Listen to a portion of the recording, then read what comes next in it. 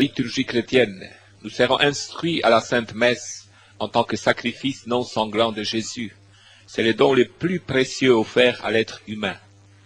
Il faut nous mettre en face de ce miracle extraordinaire de l'amour de Dieu, le Père, qui nous a aimés infiniment avant même la création.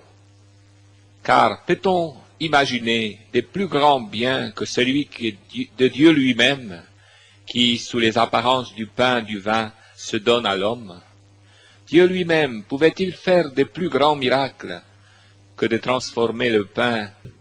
Qu'il soit saisi par l'esprit d'amour et qu'il puisse nous témoigner de ton amour et de ta miséricorde. Tous les prêtres, les évêques et le pape, qu'il renouvelle tous les fidèles et la face de la terre, afin que nous soyons tous unis, sauvés par ce sacrifice eucharistique de Marie et de toute l'Église. Que ce sacrifice soit offert pour le salut de tous ici présents et de tous les humains. Viens, Esprit créateur, visite l'âme de tes fidèles, emplis de la grâce d'en haut les cœurs que tu as créés.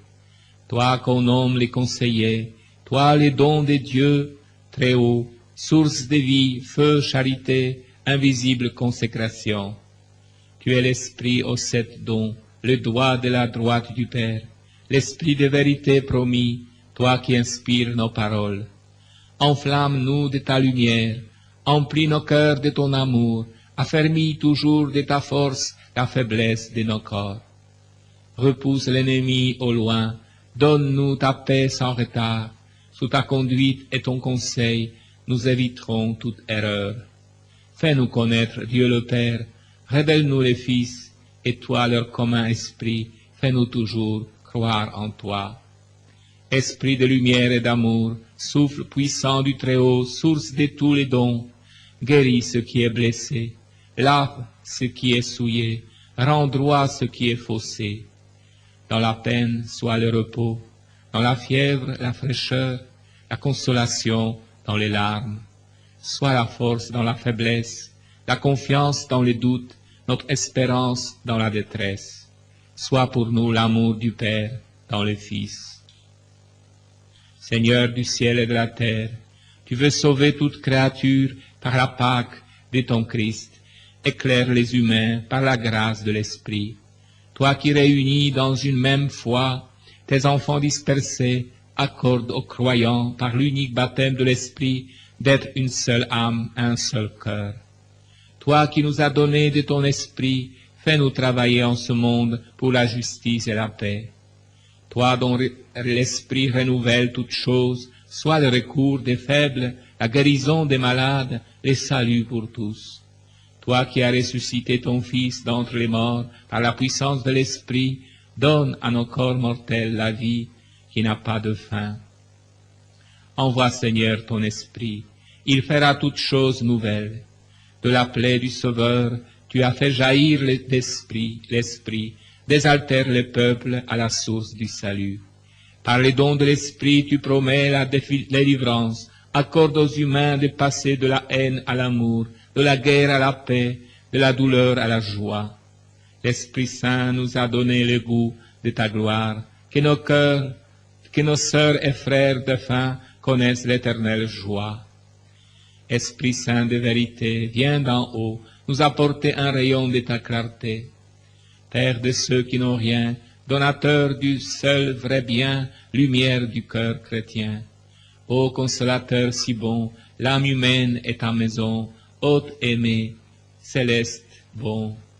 Labeur, calme aimé dans nos douleurs, noble joie au sein des pleurs.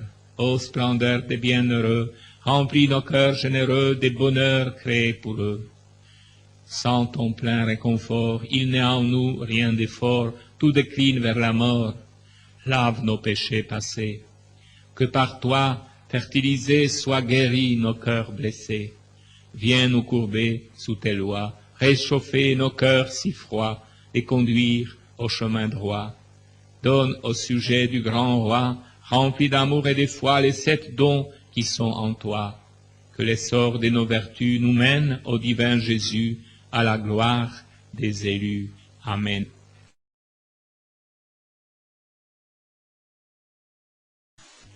Marie, la mère du Christ, la mère du grand prêtre, est la mère de l'Eucharistie. Elle sait ce que signifie pour nous tous d'être avec Jésus, en sa présence réelle dans l'Eucharistie. C'est pour cela qu'elle nous y invite, que la messe soit vie pour nous, et que la vie soit messe pour nous. Elle nous demande de jeûner pour découvrir le vrai pain divin descendu du ciel. C'est pourquoi elle nous demande de nous préparer à la Sainte Messe et de lui donner la priorité devant toutes nos prières.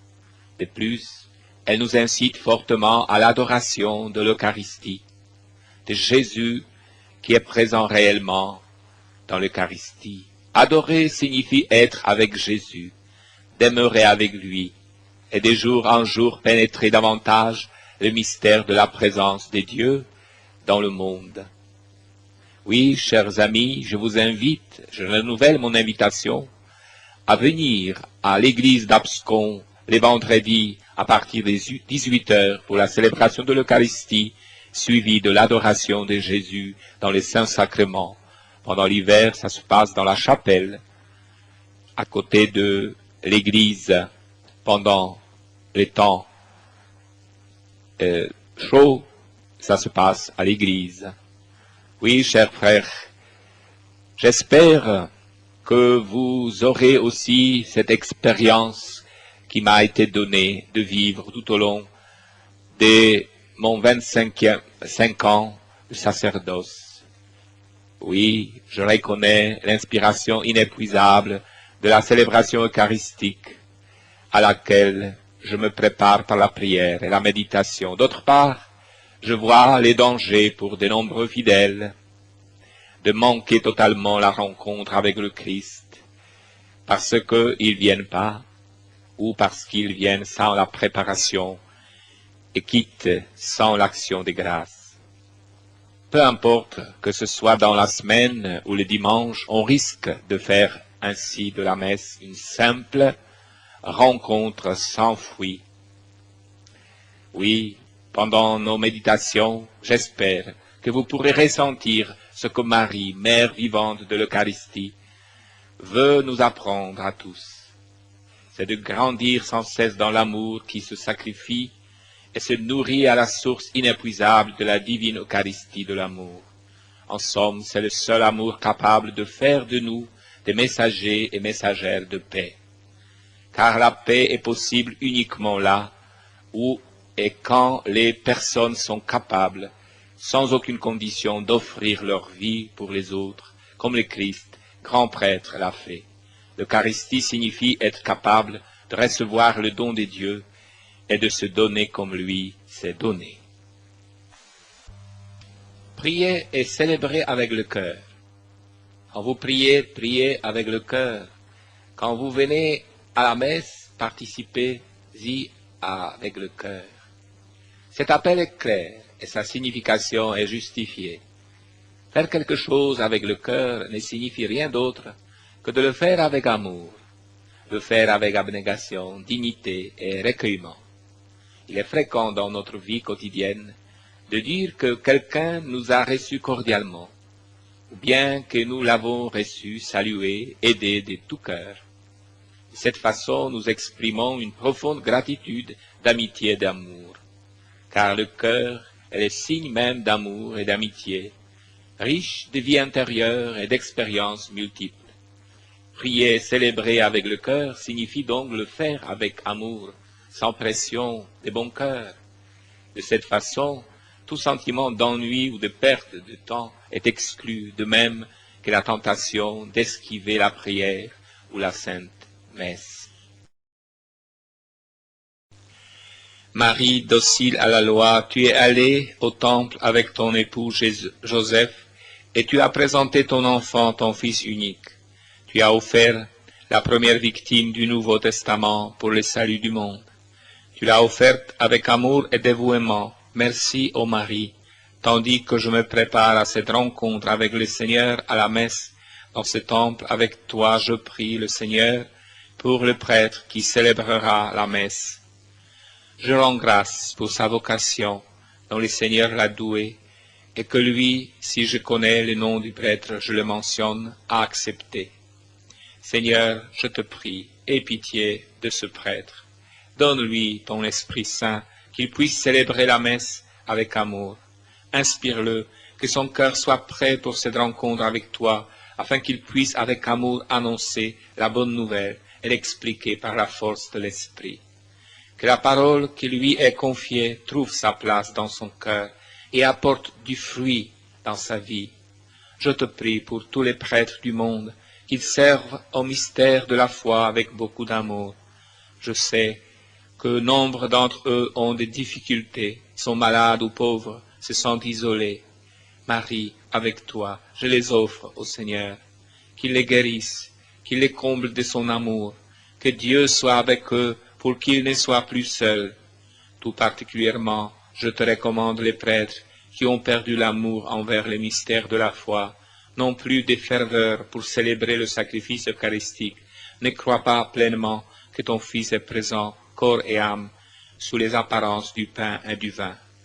Ils communient à la légère, n'ont la volonté ni le temps de vivre une vie spirituelle plus intense. J'offre avec toi, Marie, tous ceux qui ont entendu l'appel et sont sur la voie du sacerdoce.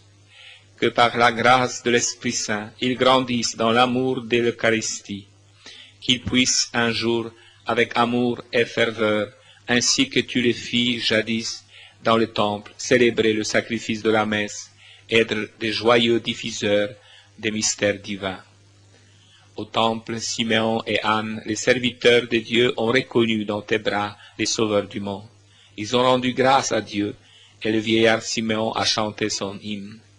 Maintenant, souverain maître, tu peux, selon ta parole, laisser ton serviteur s'en aller en paix, car mes yeux ont vu ton salut, que tu as préparé à la face de tous les peuples, lumière, pour éclairer les nations et gloire de ton peuple Israël. Marie, j'inclus dans ma prière et ma préparation à la Sainte Messe toutes les personnes âgées ou malades qui désirent y participer, mais en sont empêchées pour cause de vieillesse ou de maladie. Qu'à cet instant, elles soient capables d'offrir à Dieu leur croix et leur maladie, et les unir à ce sacrifice pour leur salut et celui du monde. Je t'offre aussi ceux qui pourraient venir à la messe, mais ont perdu la foi et ne viennent pas. Enfin, je t'offre tous ceux qui n'ont jamais connu ni entendu le divin miracle de l'amour eucharistique. Le mystère de Jésus retrouvé au temple. Ô Marie, tu élevais ton Fils unique avec ton époux Joseph. Vous viviez en famille, d'après la loi divine, en priant, jeûnant, gardant les sabbats et observant les règles de la loi. Avec l'enfant âgé de 12 ans, vous êtes allés en pèlerinage à Jérusalem pour accomplir la loi. Dans ce pèlerinage, vous avez eu une grande contrariété. Pendant 3 jours, avec tristesse, vous avez cherché Jésus, et votre joie fut grande lorsque vous l'avez trouvé dans le temple.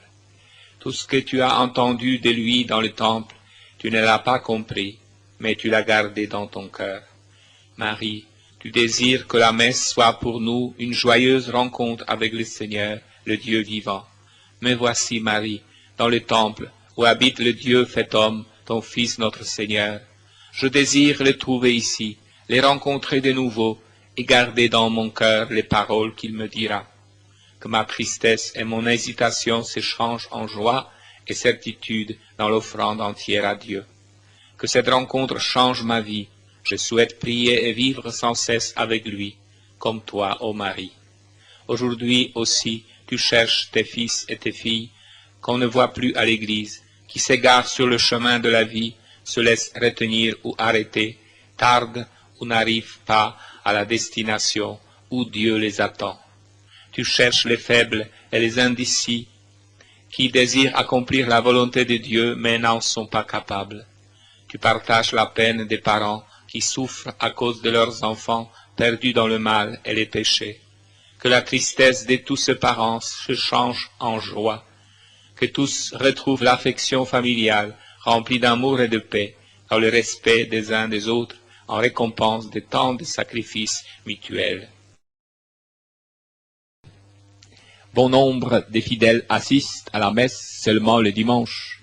donc une seule rencontre hebdomadaire avec le Christ dans les sacrifices de la messe. À chaque fois, une préparation est nécessaire. À la Sainte Messe, Dieu nous parle à travers la lecture des Écritures saintes. Le Christ se sacrifie pour nous sur l'autel, se fait présent dans le pain et s'offre à nous dans la communion. La communion est la rencontre mystique de l'âme et du corps avec Dieu caché. C'est pourquoi l'âme et le corps doivent être prêts, ressentir cette présence enveloppée dans les apparences simples du pain et du vin, et être à l'écoute du divin silence dans lequel Dieu désire nous parler et nous guérir. Dans tous les cas, il s'agit de la rencontre avec Dieu vivant par Jésus-Christ. Le Christ est sans cesse et avec le même amour, prêt à nous rencontrer et nous rendre heureux. La rencontre se réalise au moment où les deux personnes se recherchent. Toutes les deux doivent être sur la même longueur d'onde pour se comprendre. Toutes les deux doivent être ouvertes dans l'amour de l'un pour l'autre. Si cela fait défaut, il n'y a pas de rencontre. La préparation de la rencontre avec le Christ se fait dans la prière, par la lecture de l'Évangile et par les bonnes actions qui nous rendent plus conscients de la possibilité de collaborer avec lui. Mais si cette conscience fait défaut et que le fidèle ne vit toute la semaine que pour travailler, courir, peiner, et que, tiraillé de tous côtés, il ne prie ni ne lit l'Évangile, alors la rencontre dominicale le dépasse. Même avec la meilleure volonté du monde, un tel fidèle ne peut réaliser sa rencontre avec le Dieu vivant, entendre sa parole et reconnaître sa volonté. Dans ce cas, le fidèle reste inaccessible à ce qui se passe à la messe et hors de l'événement. De nombreux fidèles vont régulièrement à la messe, mais rien ne change dans leur vie. Il y a eu si peu de fruits résultant du sacrifice de la messe qu'eux-mêmes ne savent plus pourquoi ils y vont.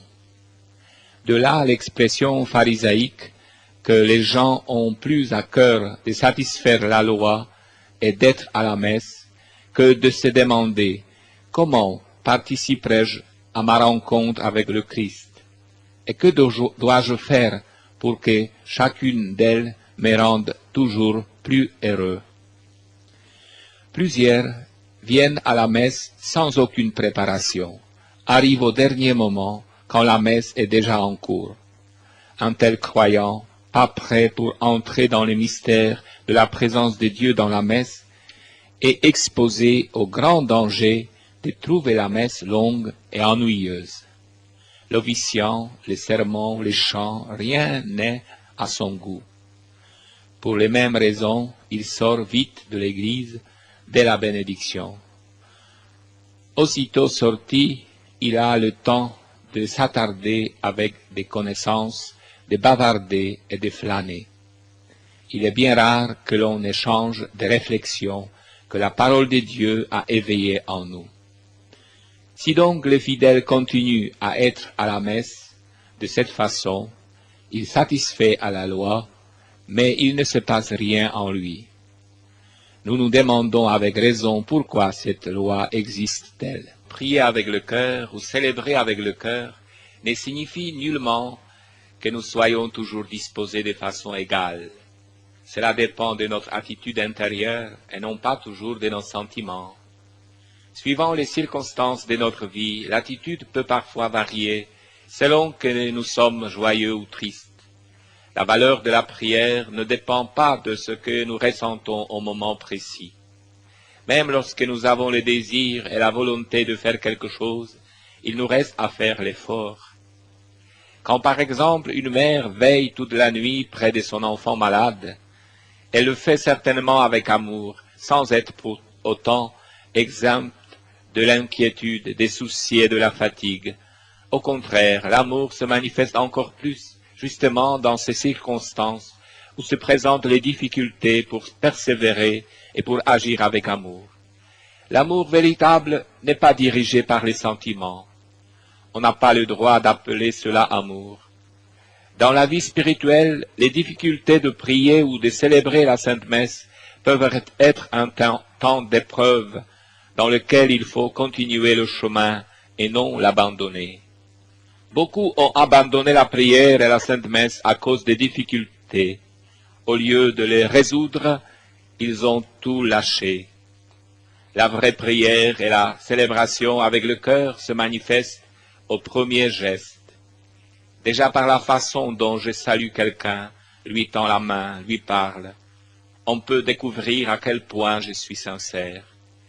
De même, en entrant dans l'église, par la manière dont je fais la génuflexion, les signes de la croix, la manière de m'asseoir, de me lever, de m'agenouiller, de communier, de sortir de l'église, laisse entrevoir l'amour et le respect qui me guident. La Vierge Marie désire que tout soit fait avec le cœur, c'est-à-dire avec amour. Préparez-vous à la rencontre avec le Christ. La Sainte Vierge Marie nous demande de nous préparer à la Sainte Messe. Elle nous avertit qu'il vaut mieux ne pas assister à la Sainte Messe plutôt que d'y venir sans préparation. Cette exigence peut nous paraître étrange et pour certains même nuisible. Imaginons toutes les conséquences possibles si un curé disait à ses paroissiens « Quand vous n'êtes pas prêts, ne venez pas à la Sainte Messe ». D'ailleurs, j'ai entendu parler qu'on disait « Si on n'a pas envie d'aller à la messe, mieux vaut ne pas aller ». Il ne s'agit pas d'avoir ou ne pas avoir envie. Il s'agit de faire un effort pour s'y préparer, de venir avec sincérité pour participer à cette rencontre. Il n'y a rien de plus salutaire, il n'y a pas de plus heureuse circonstance pour la croissance et le développement d'un enfant que de grandir dans l'ambiance de l'amour de l'Eucharistie. L'amour est nécessaire à la croissance comme le soleil à la vie. Il se donne, se reçoit et s'accepte sans condition. À l'intérieur de chacun de nous repose profondément gravé les dons de la charité, de la foi et de l'espérance. Ce don, tel une semence, désire croître et se développer. Ainsi, on réalise notre humanité et on devient l'image de Dieu, heureux d'être et de demeurer les agents de la paix. La famille et surtout les parents qui s'aiment et qui s'acceptent dans le don eucharistique de l'amour réciproque sont capables d'élever leurs enfants dans le même esprit.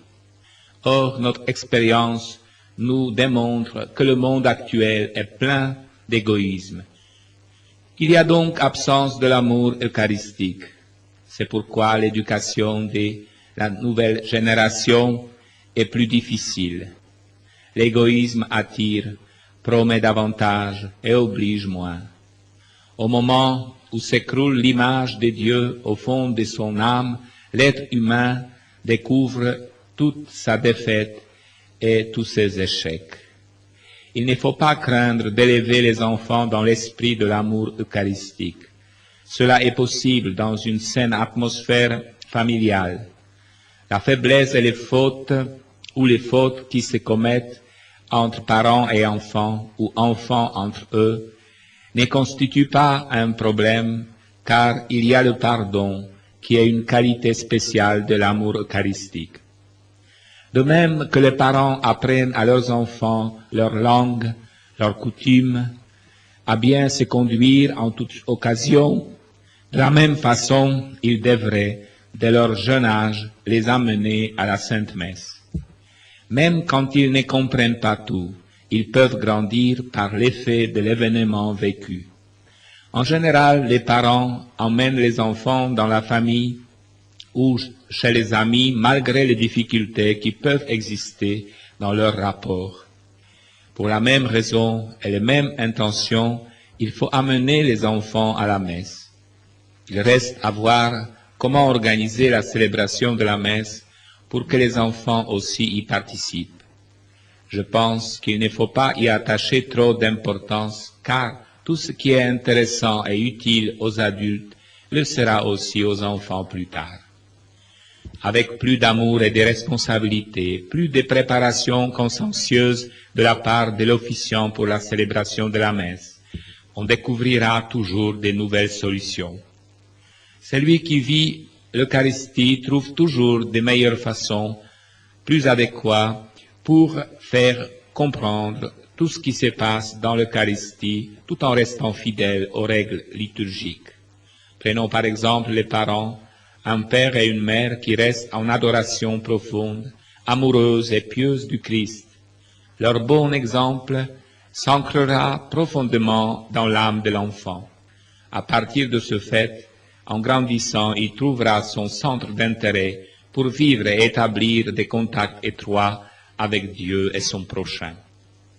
Le petit enfant qui voit son père et sa mère aller pieusement à la communion et à la confesse, et observe les gens se réconcilier autour de lui, subit une influence positive dans la formation de tout son être. Il reste ouvert et prêt à une collaboration permanente avec Dieu. Vivre Dieu durant la messe. Au centre de la messe se trouve l'avènement de Dieu qui s'est révélé dans son Fils, incarnation de la miséricorde et du pardon. Il est rénovateur et guérisseur, celui qui révèle les grandes choses aux gens simples et ouverts.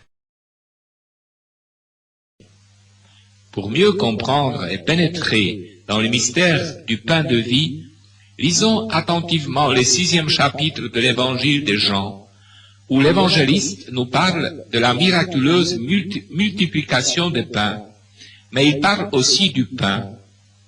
Le miracle de la multiplication du pain nous inspire et nous fait mieux comprendre les paroles sur le pain. Dans l'évangile de Jean, il est écrit: après cela, Jésus s'en alla de l'autre côté de la mer de Galilée ou de Tibériade. Une grande foule les suivait, à la vue des signes qu'il opérait sur les malades. Jésus gravit la montagne et là, il s'assit avec ses disciples. Or, la Pâque, la fête des Juifs, était proche. Levant alors les yeux et voyant qu'une grande foule venait à lui, Jésus dit à Philippe: où achèterons-nous des pains pour que mangent ces gens? Il disait cela pour le mettre à l'épreuve, car lui-même savait ce qu'il allait faire.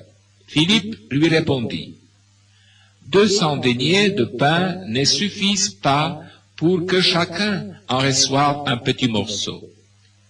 Un des disciples, André, le frère de Simon-Pierre, lui dit: il y a ici un enfant qui a 5 pains d'orge et 2 poissons.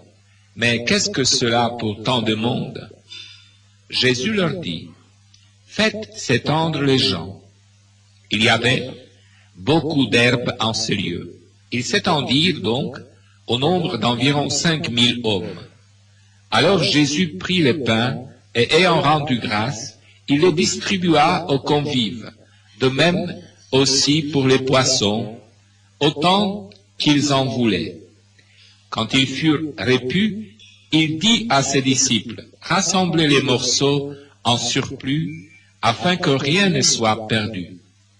Ils les rassemblèrent donc et remplirent 12 couffins avec les morceaux de pain d'orge restés en surplus à ceux qui avaient mangé.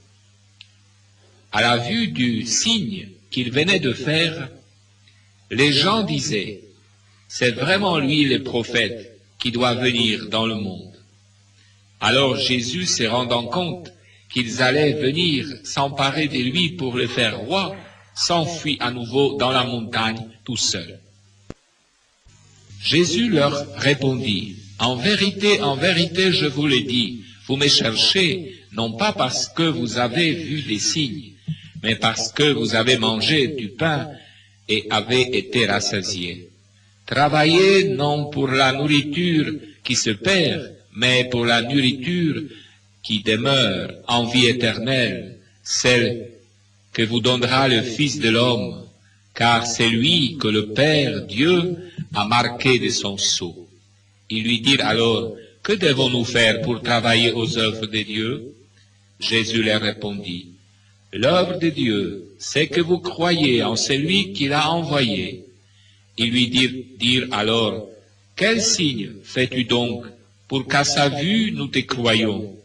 Quelle œuvre accomplis-tu? Nos pères ont mangé la manne dans le désert, selon ce qui est écrit, il leur a donné à manger du pain venu du ciel. Jésus leur répondit, en vérité, je vous le dis, non, ce n'est pas Moïse qui vous a donné le pain qui vient du ciel, mais c'est mon Père qui vous le donne, le pain qui vient du ciel, le vrai, car le pain de Dieu, c'est celui qui descend du ciel et donne la vie au monde. Ils lui dirent alors, Seigneur, donne-nous toujours ce pain-là. Jésus leur dit, je suis le pain de vie, qui vient à moi n'aura jamais faim, qui croit en moi n'aura jamais soif. Mais je vous l'ai dit, vous me voyez et vous ne croyez pas. Tout ce que me donne le Père viendra à moi, et celui qui vient à moi, je ne le rejetterai pas dehors, car je suis descendu du ciel pour faire non pas ma volonté, mais la volonté de celui qui m'a envoyé. Oh, la volonté de celui qui m'a envoyé, que je ne perde rien de tout ce qu'il m'a donné, mais que je le ressuscite au dernier jour. Oui, telle est la volonté de mon Père, que quiconque voit le Fils et croit en lui ait la vie éternelle, et que je le ressuscite au dernier jour. En vérité, je vous le dis, celui qui croit à la vie éternelle. Je suis le pain de vie. Vos pères dans le désert ont mangé la manne et sont morts. Ce pain est celui qui descend du ciel, pour qu'on le mange et ne meure pas. Je suis le pain vivant, descendu du ciel. Qui mangera ce pain vivra à jamais. Et même le pain que je donnerai, c'est ma chair pour la vie du monde. Les Juifs se mirent à discuter fort entre eux. Ils disaient, comment celui-là peut-il nous donner sa chair à manger? Alors Jésus leur dit, en vérité, je vous le dis, si vous ne mangez la chair du Fils de l'homme et ne buvez son sang, vous n'aurez pas la vie en vous. Qui mange ma chair et boit mon sang a la vie éternelle, et je le ressusciterai au dernier jour. Car ma chair est vraiment une nourriture, et mon sang vraiment une boisson. Qui mange ma chair et boit mon sang demeure en moi et moi en lui. De même que le Père qui est vivant m'a envoyé, et que je vis par le Père, de même celui qui me mange, lui aussi vivra par moi. Voici le pain descendu du ciel. Il n'est pas comme celui qu'ont mangé le Père et ils sont morts. Qui mange ce pain vivra à jamais. Tel fut l'enseignement qu'il donna dans une synagogue à Capharnaüm. Après l'avoir entendu, beaucoup de ses disciples dirent, « Elle est dure, cette parole, qui peut l'écouter ?» Mais sachant en lui-même qu'il murmurait à ce propos, Jésus leur dit, « Cela vous scandalise? Et quand vous verrez le Fils de l'homme monter là où il était auparavant, c'est l'Esprit qui vivifie, la chair ne sert de rien. Les paroles que je vous ai dites sont esprit, elles sont vie. Mais il en est parmi vous qui ne croient pas. » Jésus savait en effet dès le commencement qui étaient ceux qui ne croyaient pas et qui était celui qui le livrerait. Et il disait, voilà pourquoi je vous ai dit que nul ne peut venir à moi si cela ne lui est donné par le Père. Dès lors, beaucoup de ses disciples se retirèrent et ils n'allaient plus avec lui. Jésus dit alors aux 12, voulez-vous vous partir vous aussi? Simon-Pierre lui répondit, Seigneur, à qui irons-nous? Tu as les paroles de la vie éternelle. Nous croyons et nous avons reconnu que tu es le Saint de Dieu. Jésus leur répondit, n'est-ce pas moi qui vous ai choisi, vous les 12, et l'un d'entre vous est un démon? Il parlait de Judas, fils de Simon Iscariote, celui en effet qui devait le livrer, lui, l'un des 12. Nous trouvons facilement des raisons pour manquer la messe. Toutes ces raisons peuvent se résumer en une seule. Dieu n'est pas le premier servi dans notre vie. D'autres valeurs ont pris la place de Dieu et il n'y a plus de temps pour lui. Quand Dieu n'est pas au centre de la vie humaine, on les remplace par autre chose. On a du temps et des forces pour nos idoles. Tout le reste, et surtout les religieux, perd de sa valeur.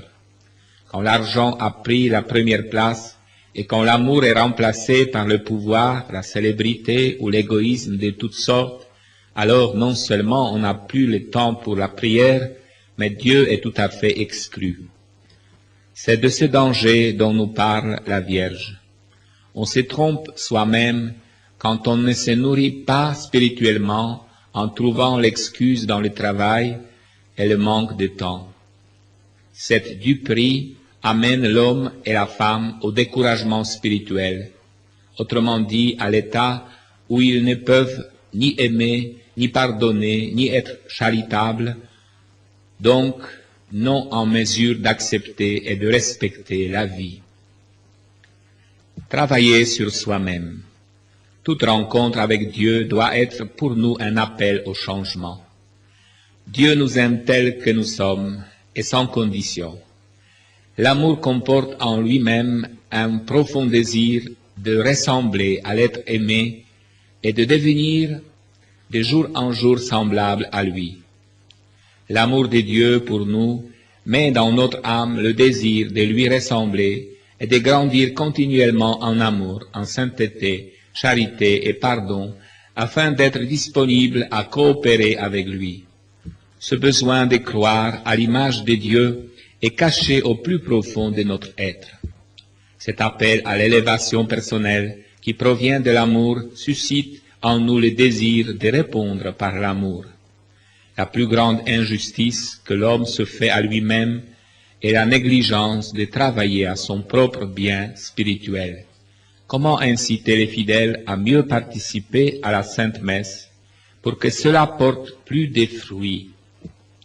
Comment leur faire prendre conscience que la messe est leur affaire et non celle du curé?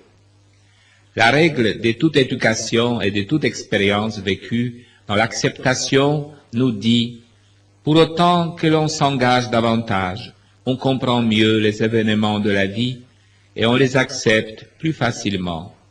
On se rend compte qu'ils nous appartiennent. La peine qu'on s'est donnée nous les rend plus intimes, plus beaux, et on les prend avec plus de responsabilité. Il y en a qui pensent que la messe, c'est l'affaire du curé, que de lui dépend la façon dont nous allons la vivre et la ressentir en tant que participant engagé ou élève qui écoute son maître et fait ses devoirs. Il est toujours facile de trouver des coupables. Mais l'esprit des messages que la Vierge nous donne n'est pas de les rechercher.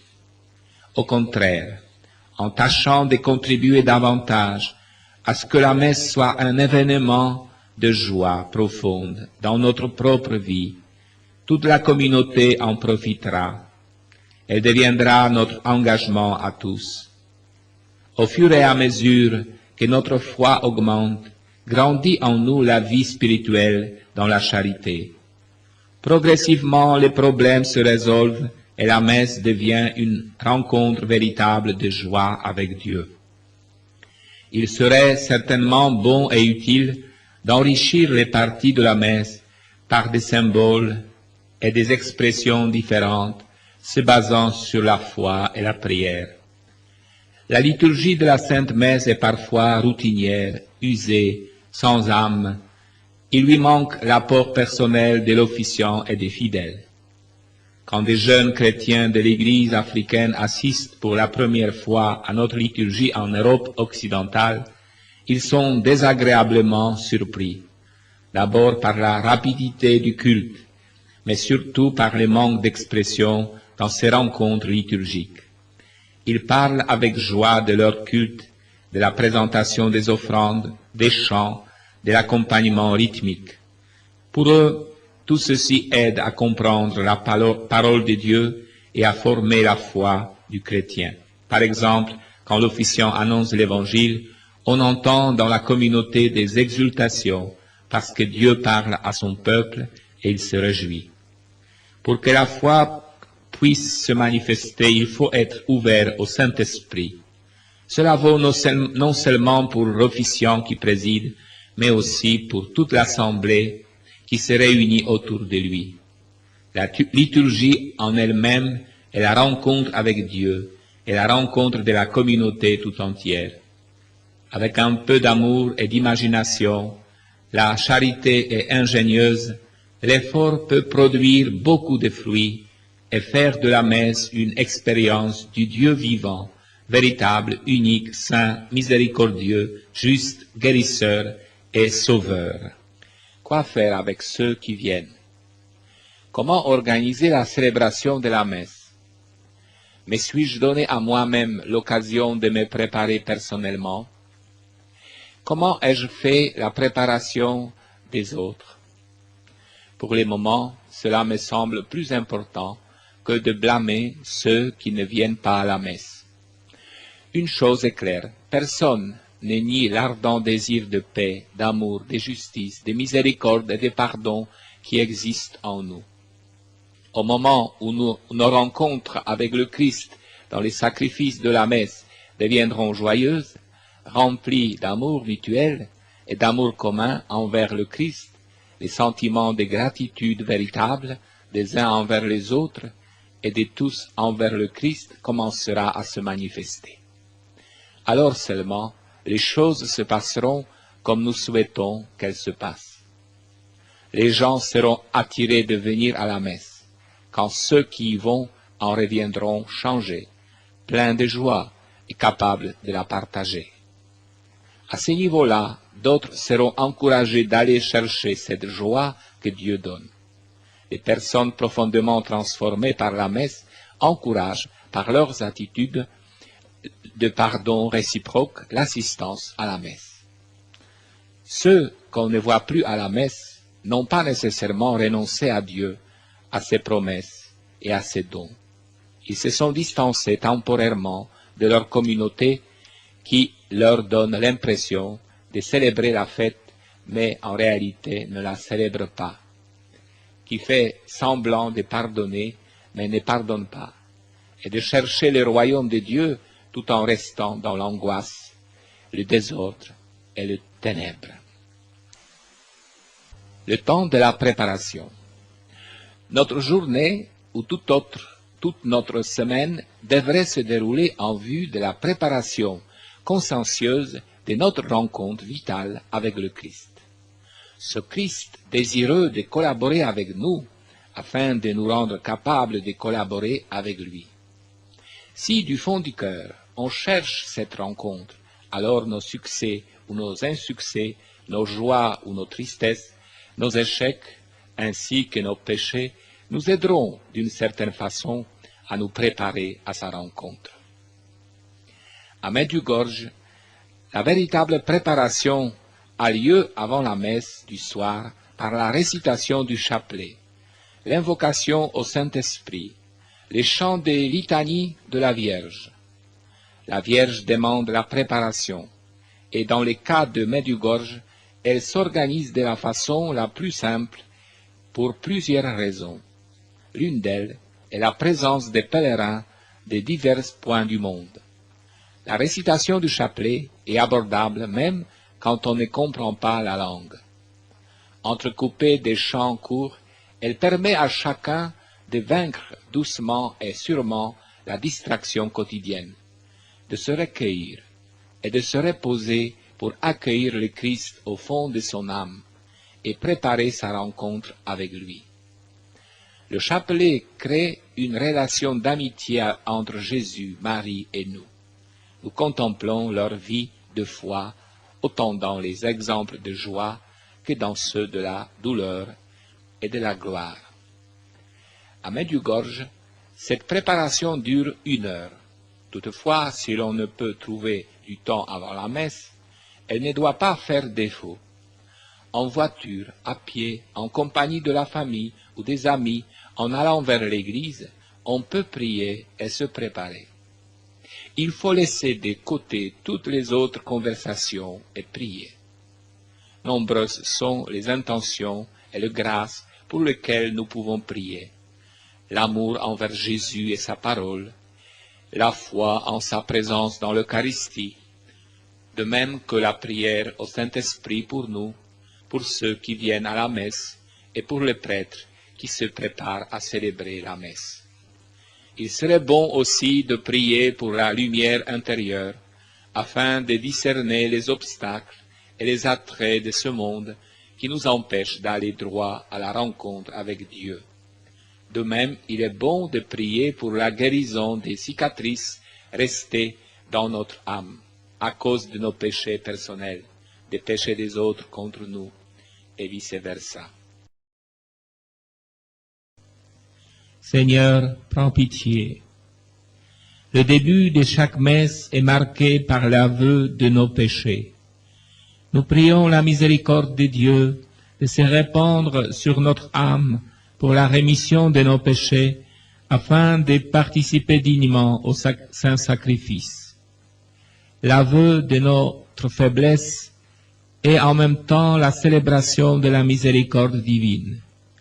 Il nous est demandé à la messe d'avouer que nous avons péché par pensée, par parole, par action et par omission. Dieu ne nous condamne pas, mais glorifie sa miséricorde en pardonnant et en nous admettant au festin solennel de son Fils. La réconciliation, la demande du pardon comprend la paix avec Dieu et la paix avec les hommes. Pour être pardonnés, nous devons pardonner. Pour que la miséricorde nous soit faite, nous devons être miséricordieux. L'Eucharistie, la Sainte Messe, est un festin. Par conséquent, nous ne pouvons être assis à la même table à côté de quelqu'un qui ne veut pas nous pardonner ou à qui nous ne voulons pas pardonner. C'est pourquoi, au début de la messe, nous prions « Seigneur, accorde-nous ton pardon. Nous avons péché contre toi. Montre-nous ta miséricorde et nous serons sauvés. Que Dieu Tout-Puissant nous fasse miséricorde. Regrettons nos péchés. Quiconque cache dans son cœur des mauvaises pensées ou mauvaises intentions en est responsable parce qu'elles produisent des mauvais fruits. Nous sommes appelés à leur résister sans hésitation pour ne pas tomber dans le jeu du mal. Regrettons nos mauvaises paroles, qui sont le fruit de nos mauvaises pensées. La mauvaise parole séduit, blesse et tue. Elle est dangereuse comme une épée à double tranchant. On y inclut aussi les paroles d'omission, que nous n'avons pas eu la force, le courage, la sagesse et la présence d'esprit de faire. Tout conseil que nous n'avons pas donné, toute parole consolatrice ou édifiante que nous n'avons pas dite, sont compris dans l'omission. Tout ce que nous avons fait de mal est compris dans les repentirs en vue de la préparation à la messe. Au fond de notre cœur et de notre âme, nous sommes capables de voir la différence entre une bonne ou une mauvaise action envers nous-mêmes, envers autrui, encore plus envers Dieu ou sa création. Il est plus difficile de discerner l'omission, c'est-à-dire d'avoir pu faire mieux au lieu de nous contenter de n'avoir pas fait le mal. Au moment où l'on commence à voir clairement ce qui est l'omission et qu'on est prêt à s'en repentir, on est certainement sur le vrai chemin de la vie spirituelle. Il est bon d'inclure dans les repentirs personnels les péchés de la famille, des amis, de l'Église et du monde, et demander pour eux aussi le pardon et la miséricorde divine. L'acte de contrition est un acte profondément humain et chrétien. Il doit être personnel et conscient. C'est pourquoi toute contrition superficielle est indigne du chrétien. C'est toujours un nouveau départ. Il est bon de se souvenir que le grand signe de l'amour divin, c'est le pardon divin. Il a une signification majeure, l'aveu du péché et la reconnaissance de la miséricorde de Dieu. Il serait dangereux de le transformer en un acte banal et lui enlever toute chance de progrès. Nous ne devrions pas commencer la messe s'il reste dans la communauté des personnes qui ne seraient pas prêtes à pardonner et à se repentir. Sans ces conditions, la célébration de la messe est remise en question.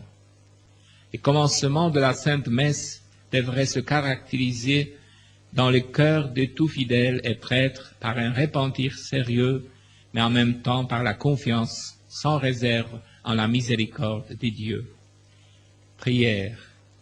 Ô Dieu, Père miséricordieux, merci de m'attendre comme un bon Père. Je suis venu vers toi avec mes péchés, mes blessures et mes craintes, avec mes amertumes et mes souffrances, avec mes aspirations et mes désirs personnels, ceux de ma famille et ceux de ma communauté. Prends-moi dans tes bras, ô Père. Que dès le commencement, cette messe soit une rencontre avec toi. Tout ce qui se passe dans le monde me rend vulnérable, car il n'y a pas d'amour.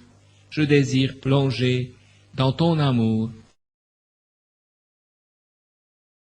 L'Écriture sainte est la parole de Dieu adressée aux humains en différentes époques et par des personnages différents, mais toujours dans le même but. Dieu aime l'humanité et lui offre le salut. Dieu s'adressait directement aux prophètes et ceux-ci parlaient ensuite en son nom. Ces personnages, par leur vie et leur destinée, sont au service de la parole de Dieu. Ce sont ces messagers. Dieu a parlé en images et en paraboles, et saint Paul le résume en termes simples. Après avoir à maintes reprises et sous maintes formes parlé au Père par les prophètes, Dieu, l'Eucharistie a été annoncée par les prophètes en images et en paroles. La réalisation de l'amour eucharistique de Jésus est la plus grande promesse que Dieu ait faite à son peuple. Comme préparation à la Sainte Messe et à la célébration eucharistique, on se sert de textes bibliques qui se réfèrent à ce sacrement où l'action divine se manifeste d'une façon particulière. Ancien Testament, l'agneau immolé sans tache. Le peuple d'Israël était en Égypte. C'était le temps de sa captivité. De nombreux Israélites souffraient comme esclaves. Ils étaient persécutés. Même dans les temps difficiles de leur persécution, ils n'oubliaient pas le Dieu de leur père, et Dieu entreprend leur libération. Juste avant la sortie d'Égypte, il se passa quelque chose que les enfants d'Israël vécurent comme un signe particulier de la présence de Dieu parmi eux. Plus tard, ce fut compris comme une prophétie qui se rapporte à Jésus et sa rédemption, plus particulièrement à l'événement eucharistique. Il s'agit de l'agneau immolé, sans tache, et dont le sang a sauvé les enfants d'Israël. C'est pourquoi, durant la messe, il est souvent question de l'agneau. Pour la compréhension du sacrifice de la messe, de sa profonde signification et de son symbole, il est bon d'avoir à l'esprit l'image de cet événement. C'était la Pâque, le passage du Seigneur. Jésus le relie à l'institution de l'Eucharistie, le jeudi saint. C'était le désir du Seigneur que les Israélites se souviennent de leur exode et en soient reconnaissants. Ils l'ont fait. Jésus aussi l'a fait. Voici l'exposé de la Bible. Yahvé dit à Moïse et à Aaron au pays d'Égypte, « Ce mois sera pour vous en tête des autres mois. Il sera pour vous le premier mois de l'année. Parlez à toute la communauté d'Israël et dites-lui, le 10 de ce mois, que chacun prenne une tête de petit bétail par famille, une tête de petit bétail par maison. Si la maison est trop peu nombreuse pour une tête de petit bétail, on s'associera avec son voisin les plus proches de la maison, selon le nombre de personnes. Vous choisirez la tête de petit bétail selon ce que chacun peut manger. La tête de petit bétail sera un mâle sans tare, âgé d'1 an. Vous la garderez jusqu'au 14e jour de ce mois, et toute l'assemblée de la communauté d'Israël l'égorgera au crépuscule. On prendra de son sang et on en mettra sur les 2 montants et les linteaux des maisons où on les mangera. Cette nuit-là, on mangera la chair rôtie au feu. On la mangera avec des azimes et des herbes amères. N'en mangez rien cru ni bouilli dans l'eau, mais rôti au feu, avec la tête, les pattes et les tripes. Vous n'en réserverez rien jusqu'au lendemain. Ce qu'en resterait le lendemain, vous les brûlerez au feu. C'est ainsi que vous les mangerez, vos reins sains, vos sandales aux pieds et votre bâton en main. Vous la mangerez en toute hâte. C'est une Pâque pour Yahvé. Cette nuit-là, je parcourrai l'Égypte et je frapperai tous les premiers-nés dans le pays d'Égypte, tant hommes que bêtes. Et de tous les dieux d'Égypte, je ferai justice, moi Yahvé. Le sang sera pour vous un signe sur les maisons où vous vous tenez. Et voyant ce signe, je passerai outre et vous échapperez au fléau destructeur lorsque je frapperai le pays. Dans la célébration de la messe, on cite souvent la nouvelle alliance dans le sang, l'alliance éternelle. Le Christ lui-même, prenant le calice, parle du sang de la nouvelle alliance. Dieu a signé l'alliance avec son peuple, en les conduisant dans le désert après sa sortie d'Égypte. Dieu a commencé son action avec son peuple et désire la mener jusqu'au bout. Il s'est engagé à être l'allié des hommes, mais il a demandé à son peuple de tenir également l'engagement pris. L'alliance est scellée par le sang et le sang est signe de vie. Par contre, le peuple n'a pas toujours été fidèle et a rompu son alliance avec Dieu. Mais Dieu est toujours resté fidèle et renouvelle son alliance. Le dernier renouveau décisif, qui reste éternel, s'est réalisé dans le Christ Jésus, qui conclut une alliance nouvelle dans le sang, se sacrifie et remplace ainsi tous les sacrifices de l'ancienne alliance. C'est pourquoi, chaque fois que nous entendons ces paroles, alliance, nouvelle alliance, les sangs de l'alliance, l'éternité de l'alliance, sachons que ce sont des paroles profondément attachées à l'expérience du peuple d'Israël. Et cette expérience se reporte alors et doit se reporter à l'expérience du nouveau peuple de Dieu. Dans le livre de l'Exode, il est écrit, Dieu dit à Moïse, « Montez vers Yahvé, toi, Aaron, Nadab, Abihu et 70 des anciens d'Israël, et vous vous prosternerez à distance. Moïse s'approchera seul de Yahvé. Eux n'approcheront pas et le peuple ne montera pas avec lui. Moïse vint rapporter au peuple toutes les paroles de Yahvé et toutes les lois. Et tout le peuple répondit d'une seule voix. Ils dirent, toutes les paroles que Yahvé a prononcées, nous les mettrons en pratique. Moïse mit par écrit toutes les paroles de Yahvé, puis, se levant de bon matin, il bâtit un autel au bas de la montagne et 12 stèles pour les 12 tribus d'Israël.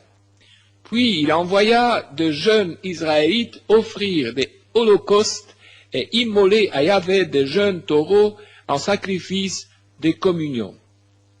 Moïse prit la moitié du sang et la mit dans des bassins, et l'autre moitié du sang, il la répandit sur l'autel.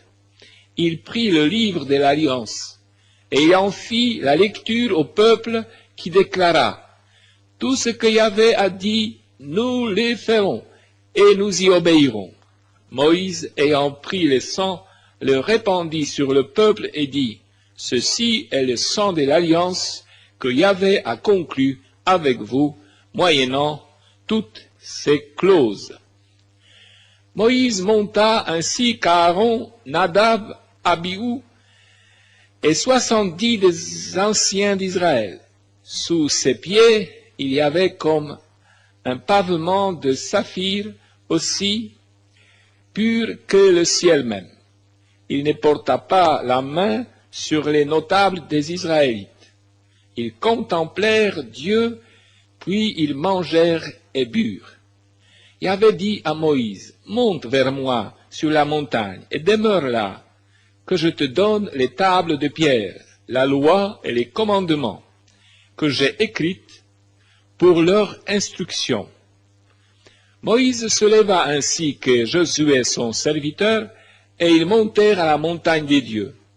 Il dit aux anciens, « Attendez, nous, ici, jusqu'à notre retour. Vous avez avec vous Aaron et Hur. Que celui qui a une affaire à régler s'adresse à eux. » Puis Moïse monta sur la montagne. La nuée couvrit la montagne. La gloire de Yahvé s'établit sur le mont Sinaï, et la nuée les couvrit pendant 6 jours. Le 7e jour, Yahvé appela Moïse du milieu de la nuée. L'aspect de la gloire de Yahvé était aux yeux des Israélites celui d'une flamme dévorante au sommet de la montagne. Moïse entra dans la nuée et monta sur la montagne. Et Moïse demeura sur la montagne 40 jours et 40 nuits. J'ai désiré avec ardeur manger cette Pâque avec vous. Il est question de la scène, c'est-à-dire la première sainte messe et l'Eucharistie. Jésus célèbre la Pâque comme tout juif. C'est la fête qui rappelle chaque année la sortie de l'Égypte, le souvenir vivant de la miséricorde et de l'amour de Dieu. L'agneau sans tache était immolé et mangé en hâte. Ils étaient tous sains et prêts pour le départ, car il fallait sortir de l'esclavage, fuir l'ennemi et arriver en terre promise. Ce soir-là, Jésus devient l'agneau, la victime, mais il célèbre son départ du monde. Il voit dans cette Pâque l'achèvement de sa mission dans le monde. Il donne sa vie, il s'immole, et ce, avec amour pour tous, lui, l'agneau de Dieu. Dans l'évangile de Luc, il est écrit, « Vint le jour des Azimes, où devait être immolée la Pâque, et il envoya Pierre et Jean en disant, « Allez nous préparer la Pâque, que nous la mangions. » Ils lui dirent, « Où veux-tu que nous la préparions ?» Il leur dit, « Voici qu'en entrant dans la ville, vous rencontrerez un homme portant une cruche d'eau. Suivez-le dans la maison où il pénétrera, et vous direz au propriétaire de la maison, « Le maître te fait dire, où est la salle où je pourrai manger la Pâque avec mes disciples. Et celui-ci vous montrera à l'étage une grande pièce garnie de coussins, faites-y les préparatifs. » S'en étaient donc allés. Ils trouvèrent comme il leur avait dit, et ils préparèrent la Pâque. Lorsque l'heure est venue, il s'est mis à table, et les apôtres avec lui. et leur dit, « J'ai ardemment désiré manger cette Pâque avec vous avant de souffrir, car je vous le dis, jamais plus je ne la mangerai jusqu'à ce qu'elle s'accomplisse dans le royaume des dieux. » Puis, ayant reçu une coupe, il rendit grâce et dit, « Prenez ceci et partagez entre vous, car je vous le dis, je ne boirai plus désormais du produit de la vigne jusqu'à ce que le royaume des dieux soit venu. » L'événement après la résurrection avec les 2 disciples d'Emmaüs que nous décrit Saint Luc est pour nous un véritable message sur l'Eucharistie. Dans cet événement, nous découvrons tous les éléments aussi bien humains que divins du sacrifice eucharistique. Les disciples fuient déçus et effrayés par les événements du Vendredi Saint. Ils ont compris qu'ils ont eu en vain confiance dans le Christ. Ils se confient mutuellement leurs peines, leurs craintes et leur désespoir.